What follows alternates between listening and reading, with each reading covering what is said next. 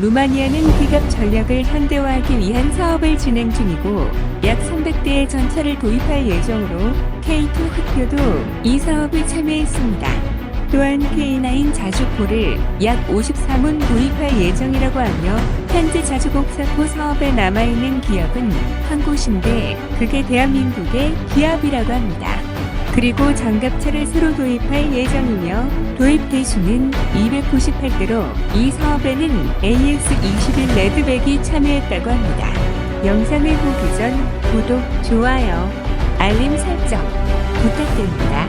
2022년 루마니아 국방부는 트위터를 통해 대한민국과 방산협력 의향서를 체결했다고 알렸습니다. 그런데 이 시기에 루마니아의 방산 관련 매체들은 루마니아가 대한민국에 K2 흑표를 도입할 것으로 예상한다는 소식을 전했습니다. 그래서 폴란드에 이어서 루마니아도 K2 흑표를 도입하는 유럽 국가가 될 것이라고 했습니다. 루마니아와 우크라이나 사이에는 몰도바가 있습니다. 이 몰도바에는 트랜스니스트리아가 있는데 미승인 국가로 이곳에 약 1000명가량의 러시아군이 주둔하고 있습니다. 그래서 루마니아는 이번 러시아 우크라이나 전쟁으로 인해 안보가 상당히 불안해지고 있습니다. 그래서 국방력을 지정해야 하는데 가장 큰 문제는 루마니아 전차는 숫자만 많지 연식이 오래된 전차라는 것입니다. 동유럽의 나토 국가 중에서는 폴란드 다음으로 가장 많은 410여 대가 있습니다. 이 중 120대는 1960년대에 생산된 T-55A입니다. 그리고 그 나머지는 T-55의 현대화 버전인 TR-85입니다. TR-85는 T-55의 전차 기술을 기반으로 독자적으로 개발한 탱크입니다. 1974년부터 연구 개발을 지속해서 배치되었으며 항속거리는 400km이고 최대 출력은 830마력입니다. 주포는 100mm 강선포 1문이 있으며 구무장으로는 7.62mm 기관총 한 정과 12.7mm 기관총 한 정이 있습니다. 이 탱크마저도 너무 오래되었다고 느낀 루마니아는 TR-85의 현대화 프로그램을 1994년에 진행했습니다. 화력과 방호력, 기동력, 통신 장비, 파워팩과 브레이크 시스템을 강화하여 나토 수준의 전차를 갖고자 하기 위함이었습니다. 하지만 T-55를 기반으로 만든 전차를 개량하는 사업이라 결과는 상당히 좋지 않았습니다. 장갑의 경우 구식 대전차 확인화 포탄 정도만 막을 수 있는 수준으로 현대식 수준의 대전차 확인화 포탄을 막을 수 있는 수준은 아니었습니다. 그리고 주포 또한 100mm 강선포를 지속적으로 사용하여 현대식 포탄을 사용하기도 어려운 수준이었습니다. 하지만 조준경, 사격 통제 장치, 레이저 조사 감시기 같은 부수적 장비들은 다른 나라의 도움을 받아 현대화가 되었습니다. 그래서 루마니아는 기갑 전력을 현대화시키는데 중점을 두고자 2023년 한개 대대 분량인 M1 에이브람스 54대를 도입했습니다. 그리고 M88A2 군량 전차와 공병 전차, 교량 전차를 각 4대씩 구매했고 전차 포탄 만여 발을 수입했습니다. 이 패키지를 구매할 당시 계약 규모는 약 3조 4,500억 원이라고 합니다. 이 가격은 매우 높아서 M1 에이브람스를 필요 수량도 모두 교체할 여건이 되지 않았다고 합니다. 그리고 지속적으로 전차를 알아보는 중 인접 무관국인 폴란드가 K2 흑표 전차를 대량으로 도입하고 현지 생산 시설과 유지 보수 설비를 도입하는 것을 보고 K2 흑표 전차에 관심을 갖게 된 것입니다. 2023년 7월경 루마니아 현지 보도에서 루마니아 한국대사관은 현대 롯데몰트간 사업 참여 의향과 관련한 내용이 보도되었습니다. 이 내용에는 루마니아는 약 300대의 탱크와 그와 관련한 장비들을 구매하기 원한다고 했습니다. 그리고 M1 에이브람스는 정부 대정부의 거래를 통해 수입된 전차이기 때문에 산업 협력에 대한 옵션을 넣을 수 없었다고 합니다.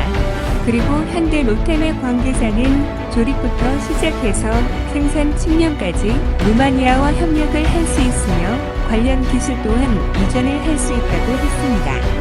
그리고 루마니아는 관련 부품을 생산할 수 있는 잠재력이 있기 때문에 루마니아와 함께 하고 싶다는 의견을 전달했다고 합니다. 그리고 K2 전차를 루마니아 스마르단 사격장으로 가져가 현지 기동 및 사격 시범을 진행했다고 합니다. 약 250여 명의 관련자들이 참석했으며 사격은 기동을 한 상태와 전지에 있는 상태에서 진행되었습니다. 그리고 루마니아는 K9 자주포 54문을 도입하기 위해 대한민국과 지속적으로 협상을 진행하고 있습니다. 자주포를 도입하는 사업을 진행하기 전 2023년 2월 한화 에어로스페이스와 루마니아가 MOU를 체결했다고 했습니다.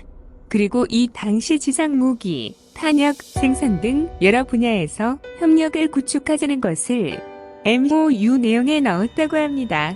그리고 2023년 4월경 루마니아 국방부가 루마니아 의회에 자주포 사업 승인을 요청하며 자주포 도입 사업이 본격적으로 진행되었습니다.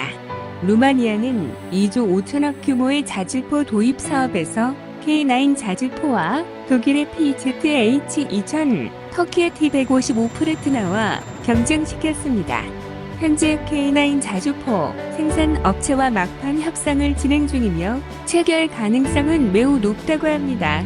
현재 루마니아의 언론 보도에 따르면 독일과 터키는 수주를 사실상 포기했다고 알려지면서 K9의 수출이 사실상 확정이라고 합니다.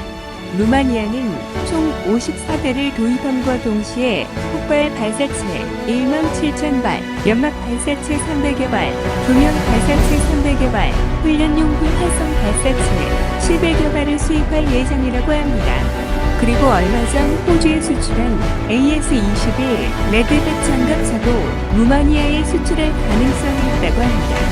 현재 루마니아는 제너럴 다이나믹스와 협력하여 피라네 V 장갑차를 루마니아에서 2017년부터 생산하고 있었습니다.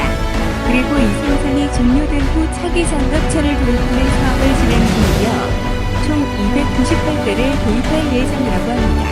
현재 경쟁 장갑차의 경우 제너럴 다이내믹스의 ASC, OD와 라인 메탈의 KF-41링스입니다.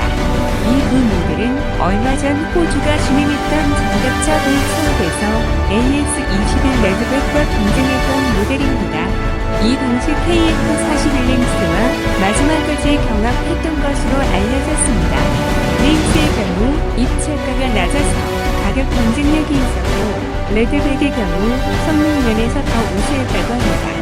호주가 가격 대신 성능을 선택했던 것처럼 루마니아가 레드백을 선택할 수 있을 것 같다는 예측도 나오고 있습니다. 앞으로 루마니아와의 공상 교류가 어떻게 얼마나 이루어질지는 잘 모르겠지만 현재까지는 상당히 긍정적으로 볼 수 있는 점이 많이 있습니다. 대한민국 방산 물품이 루마니아뿐만 아니라 다른 나라와의 수출이 더욱 많아지길 기원하겠습니다. 더 많은 이야기를 원하신다면 구독을, 이번 이야기가 좋았다면 좋아요를 눌러주세요. 감사합니다.